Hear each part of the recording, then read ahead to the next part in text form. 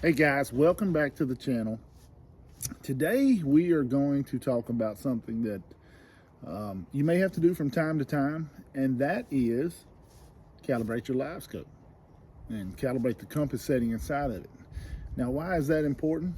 Yes, it will operate without you calibrating it, but you can't use the AHRS. And what that AHRS is say you're in rocky water, a lot of waves, it keeps the screen from doing this every time your trolling motor does this in the water. That's one of the things. Secondly, that AHRS is what recognizes when you turn it from forward to down to perspective, and it automatically changes it for you. So that's two of the settings. The third thing that it's important for is when you calibrate the compass, it recognizes which direction, either north, south, east, or west, or in that 360-degree circle, that the compass is, the Livescope is pointing. What that allows you to do is, if you're, say, crappie fishing, and there's a brush pile 30 foot in front of you, it recognizes the direction of the Livescope transducer, recognizes the beam, where at in the beam it is. It recognizes, so when you mark, say, a brush pile, that brush pile will not be marked where your boat is. If it's not calibrated, it marks it where your boat is. If it's calibrated, it marks it where the brush pile is. And because it knows which direction the transducer is pointed, it will take your position, your boat position into consideration with the direction that is pointed. It knows how far based on how far the readings are. That's an automatic thing. And say you're looking at 70 foot and the brush pile's at 60 foot and it's north of you. It knows it's north of you because of the calibration. It will mark the waypoint 60 foot north of your boat location. That's very important. So let's get into it. Very simple, very easy to do. Let's take a look at how we do it. I'm going to use Active Captain here. What I will do is I do this the same way that you calibrate your trolling motor. I turn my trolling motor 90 degrees to the bow of the boat. I turn it on one or two notches.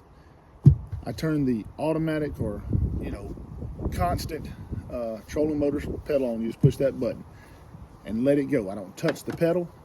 I try to be very, very still. I don't move. And by doing all this, it'll turn a circle, perfect circle. You want to try to make sure it's not windy and try to make sure there's not a lot of waves. That way it's not doing a lot of rocking, and that affects the compass readings. Let's get into it, and I'm going to talk you through what I'm doing here. This is very important, and let's get back to doing these good fun videos like this where everybody's not fighting and arguing and screaming, and I ain't got all the haters and sending a few cuss word messages and everything to my YouTube page. Those real nice guys. So let's get into it. All right, so what we're going to do here is we're going to get right into it. Go to your sonar setup, which is in your Livescope menu. Go down to Calibrate Compass. When you click on Calibrate Compass, it's going to give you a real detailed instruction of how you calibrate your compass. And remember, calibration is important for the AHRS to work properly. It's also important for the orientation, which works off the AHRS to work. And it's also important for marking waypoints. And for crappie fishermen, bass fishermen alike, marking waypoints and getting an accurate waypoint measurement is awesome. And it's very important, especially if you're trying to mark a bunch of them. But now when you click in there, it says right here, compass not calibrated, retry calibration. And all you do is click calibrate. And then the steps are so easy because it says it right there on the screen. But what I do is I make sure my trolling motor is turned 90 degrees either left or right to the bow. 90 degrees left or right. When I push calibrate here, it's going to tell me to begin.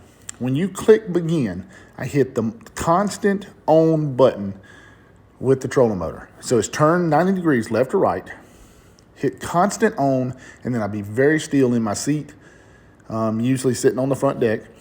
And then I let it the trolling motor. Trolling motor will maintain that 90 degrees and it will turn in a complete circle. Now, as you're doing it, notice this status bar climbing in status. And what that's doing is it's telling you how much of the percentage of it is done. And when you get done, it's going to give you a success and tell you the magnetic quality of it, if you got some magnetic interference. And it's also going to tell you about the spin rate, whether you were spinning too fast or too slow. But right now it's in progress as we're going.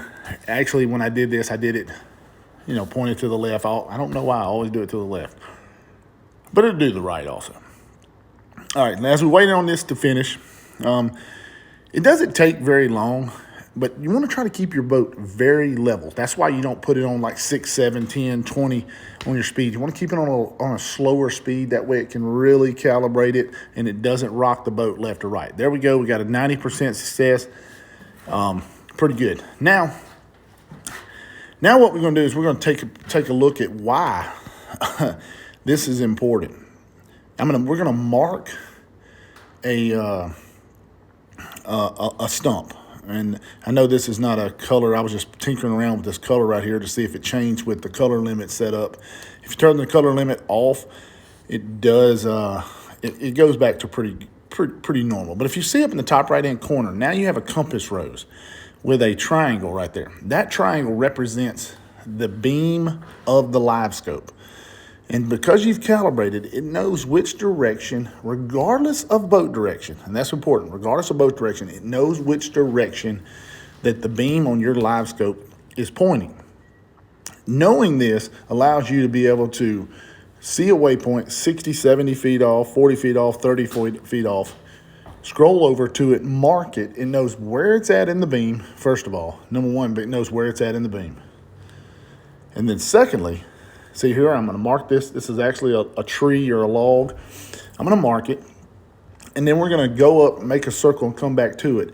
And I'm going to show you on the map feature just how cool this is. All right, so now we're going to click over to the map. And you see the beam right there? That actually changes. That beam will actually change if you, say, scroll out to 100, 130 feet, 140 feet, 200 feet. That beam will get longer. It represents the forward distance you have set on your beam. It represents the proper width. It represents proper everything. So what we're going to do is we're going to set it on split screen. And I'm going to make a circle here. As you can see, the boat is going away from it. And I'm going to make a circle. But no matter what's happening with the boat, I'm turning the live scanner with my foot. So the boat may be going away from it, but if I get the live scanner around pointing to it, you'll see the stump. And it's pretty deadgum accurate. It's more accurate than it was if it weren't calibrated, because then it just marks the location of the boat. And then, if you got your,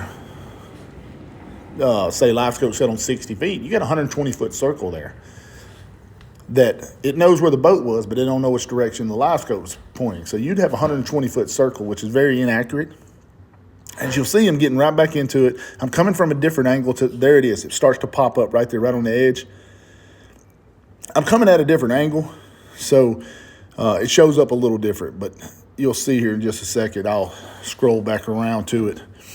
Really accurate. What it is, it's a log, and a while ago it was facing kind of where it was facing straight away from me. But I'm getting back into it right here. The beam's kind of getting back around to it, and you start to see it pop back.